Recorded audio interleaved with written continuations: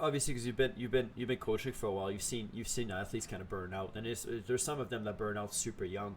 Look, what do you think it is that causes them to burn out at such a young age? Honestly, what we just talked about. I think that the fear of failure really stings. And I think that the whole idea is that, again, you have to fail in order to grow. You have to fail in order to learn. And when I say fail, it doesn't have to be like every day's a failure. It just, you have to go through those lumps. You have to go through those bumps in the road, because again, they create character, they create adversity. You know how to deal with things. You get more in control of your emotions. You get more in control of your mental game. You get more in control of everything. We can spend all day long on technique and tactics and in the gym and physical, that make our physical body feel really good. But mentally, if we're full of doubt, our body isn't going to function the way we want it to, because we're doubting our skill set rather than believing in our skill set. And so with the whole idea of burnout, is people put so much weight on the result that it takes so much out of them. And then as soon as you fail, instead of being like, okay, I'm going to take a breather and like think this one through, no, it's get back on the ice. We just failed. We got to get back on the ice. We got to correct what just happened. When in reality, that break, that unplugging, is going to be very, very healthy for you, because you're going to be able to think about it and think it through, rather than react on a whole bunch of negative emotion. And that's one of the things with the kids at the Edge this break. I'm going to do a couple of video meetings with them, but if you're not playing U18 in the max tournament, you're taking a break. Like, I don't want you to skate. If you're going to skate on the outdoor pond, great, but don't put your pads on. Skate around, shoot some pucks, have some fun, have some laughs, but disconnect. This is the time to recharge. Well, the technical stuff and the tactical stuff, it'll all come back. It'll all come back really, really quickly. But the break is important, because now you're going to get to rest. You're going to get to rest your mind.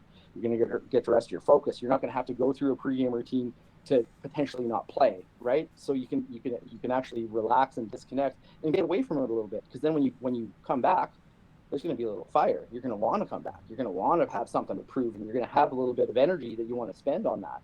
Where if you spend it all and it's all hard and negative, and you don't get any breaks, and you don't have more of a life. I have to explain that there's more to life than hockey. But if you play hockey and you do the right things, if hockey becomes your life and it's how you earn a living, there's no better way. There's no better way. I've never met a guy, I've never worked with a guy that's played the NHL that said, oh, this sucks. I don't want to do this. This is no fun. So again, the whole idea when it comes to burnout, rest is really important. And it's more about your mind, more about resting your mind. But I think, again, going back to the idea of burnout, what burns people out is it's that result based. It's always, if it's a result and they get scared to fail, as soon as they get scared to fail, now as soon as you fail, it's like, oh, I got to get back on the ice. I'm dealing with the kid right now at the Edge, and I'm sure you know who it is. He loses a game, and he thinks the whole world has crumbled.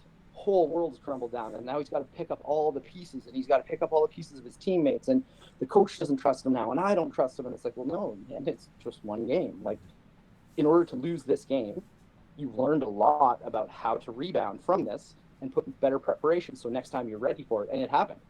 He played his first, one of the first games he played NAX and lost, and wasn't very good. Felt terrible. Then he wasn't supposed to play, and the head coach told him the night before, he said, hey, I'm going to give you another crack at NAX tomorrow. You're going to play back to back. You're going to play NAX. He texted me. We talked about a little bit of preparation. He went and played, made 47 saves the second time, was the game star, and they won 3-1, I think. And it was one of those games that afterwards he told me, he was like, wow, like, I was so nervous. I was terrified. I was scared to fail. But then I realized, like, I just went out and did it. And so, yeah, man, that's like, again, that doubt, that that failure, that's what burns people out.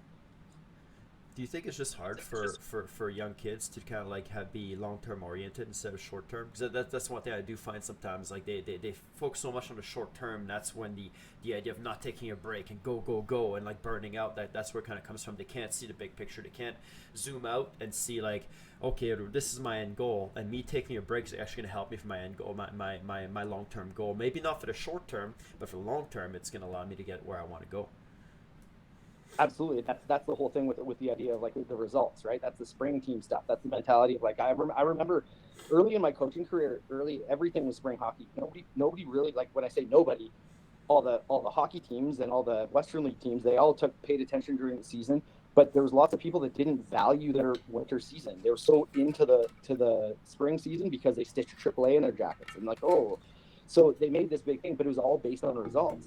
And when I say all based on results, that's exactly what it turned into. It turned into like, instead of it being about, hey, like I'm developing and I need to take a break because my goal is in the NHL. It was like, no, there's another tournament that I can be on a team in Toronto, and I can fly to Toronto and only play games, and that team's gonna win. Okay, well I'm gonna go do that rather than taking that break and taking that time for themselves. Now they're sitting on a plane to go play in a spring team in Toronto. Doesn't know any of the players on the team, but it's a good team and they're gonna win. Right, and we got blinded by spring trophies and trophies from tournaments and stuff, rather than developing our kids or developing our athletes to be professional athletes, because that's truly their dream, right? The dream is, and again, correct me if I'm wrong, anybody listening, but the dream is to play in the NHL. Well, that's the thing. If we start thinking like a 9-year-old, how many 9-year-old NHLers are there? None. So the whole thing is, you always have to have in perspective of like, how do you get there? How do you want to do this? Like, yeah, I can win a spring tournament in July, but is that going to help me get to the NHL? Or if I take a break during that time and breathe a little bit and have a little bit of fun and realize that there's a little bit more to this life than just hockey. Now, when I come back and there's way more meaning and there's way more learning opportunities, you're going to be able to actually thrive. And if you're thriving in those opportunities, that's where you make progress.